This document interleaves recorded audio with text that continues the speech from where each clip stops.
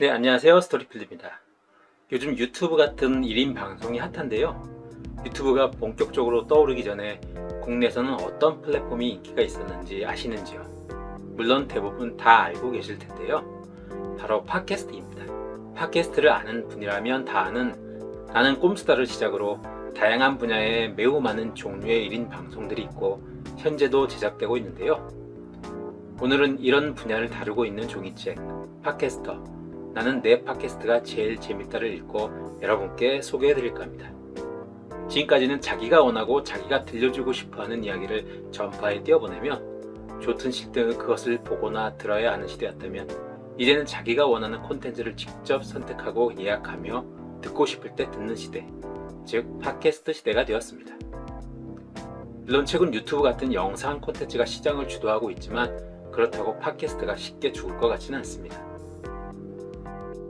그리고 지금은 스스로가 미디어인 시대인데요.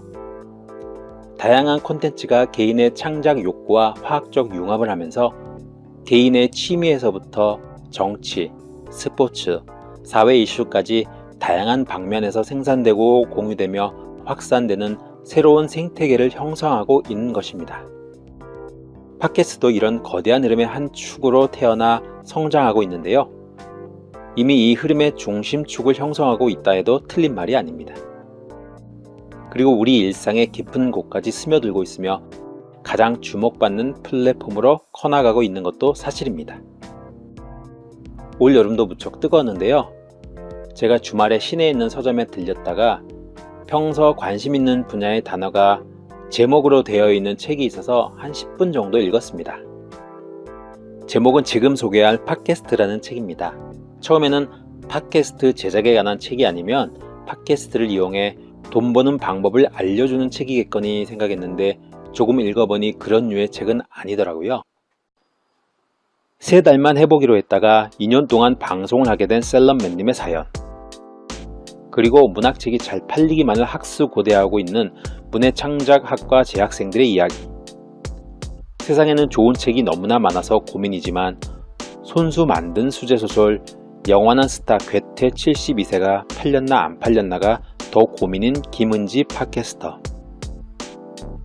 두 남녀가 각자 선정한 책을 낭독하며 청취자들과 소통하기를 즐기지만 한글을 제대로 읽지 못해 수십 번을 틀렸다는 K님과 편집이 제일 어렵다는 J님. 그들이 무슨 말을 책에 적었는지 살짝 훔쳐볼까요? 영원의 노숙자 편입니다. 어느 날 집에서 샤워를 하는데 나도 모르게 입에서 이 말이 흘러나왔다. 집에 가고 싶다. 이럴 수가. 여기가 집인 줄 알고 왔는데 아니었단 말인가. 그렇다. 나는 영혼의 집을 잃은 영혼의 노숙자가 된 것이다. 이 각박한 한국 사회에서 갈 곳 잃은 영혼이 나 혼자는 아닐 터. 서로를 웃음으로 위로할 팟캐스트가 필요하다. 그렇게 해서 시작한 것이 바로 영혼의 노숙자다. 세상에 좋은 책이 너무나 많다. 그래서 힘들다 편입니다. 그리고 녹음을 딱 시작했는데 지금까지 단 한 번도 들어보지 못한 엄마의 어린 시절 얘기를 하는 거예요.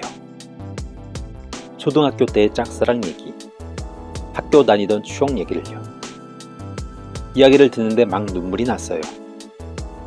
녹음은 계속됐지만 저에게는 녹음 이상의 시간이었죠. 내 존재가 없던 시절의 엄마를 생각해보니 기분이 이상하더라고요. 엄마도 자식들 걱정이 아닌 자기 걱정을 하고 학교를 다니며 풋풋한 사랑을 했던 시절이 있었구나 싶었어요. 이 글을 보니 또 그때가 생각이 나면서 가슴이 뭉클해져요. 언제고 다시 한번 엄마의 어린 시절 추억을 녹음하고 싶어지네요. 가장 행복했던 때를요. 어느 남녀의 책 읽기 편입니다. 거창한 포부가 있었다면 멋지겠지만 방송을 시작한 이유는 무엇보다 심심했기 때문이에요. 무료한 일상 속에서 유일하게 위로가 되는 것이 있다면 책을 읽는 것이었죠. 책을 펼치는 순간 이 무료한 일상이 덮이고 다른 세상이 열리니까 그런 세계를 소리내어 기록한다면 어떨까 생각했어요. 잘 팔리는 문학 해편입니다. 학교에서 하는 문학 이야기는 지루한 전공 공부로 여겼지만 녹음 중에 하는 문학 이야기는 제 취미생활이 되었죠. 지난 한 해를 돌이켜 봤을 때 팟캐스트 활동이 가장 마음에 남는 것 같아요. 팟캐스트 자체가 공부가 되고 스펙이 된다는 생각이에요. 교수님이 시켜도 읽지 않는 책을 팟캐스트를 위해서 읽는다니까요. 서로 다른 분야의 이야기를 들려주고 있는 네 팀의 팟캐스터 분들의 진솔한 이야기가 메인 테마이긴 하지만요.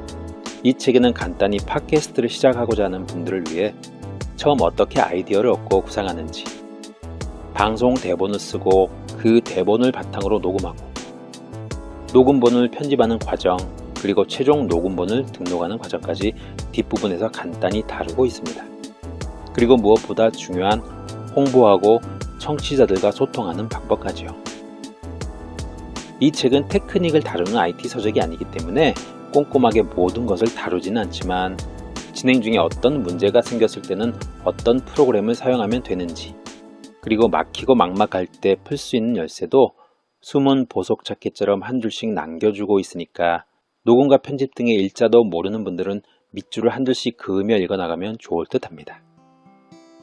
그리고 기존에 유튜브 방송 좀 편집해봤다 하시는 분들은 솔직히 패스하셔도 좋겠네요.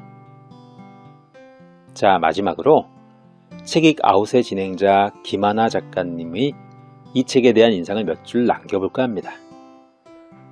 팟캐스트는 뭐니 해도 말의 재미를 새삼 느끼게 해준다. 팟캐스트에서의 말하기는 우리 대부분의 실제 말하기와 닮은 것 같다.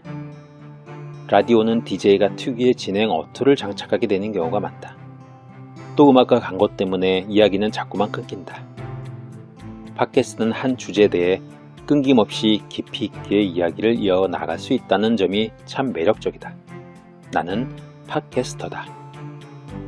20년 전만 하더라도 이런 직업은 세상에 존재하지 않았다. 내가 처음 카피라이터로 사회생활을 시작한 게 20년쯤 전이었다. 나는 이제 2년차가 된 나의 새 직업이 무척 마음에 든다. 42에 말하는 일을 시작하게 될 줄 누가 알았을까?